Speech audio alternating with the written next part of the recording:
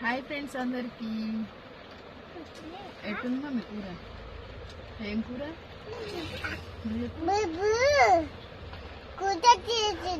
వస్తుంది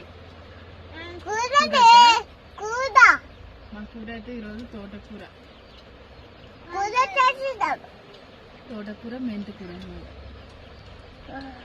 అన్నం అయితే తింటున్నాం. మరి మీరందరూ తిన్నారా లేదా కామెంట్ చేయండి. మీరందరూ ఏం కూర చేసుకున్నారు? ఎందుకు? మా పెద్దమ్మ కూడా తింటుంది. మీరందరూ తిన్నారా లేదా కామెంట్ చేయండి.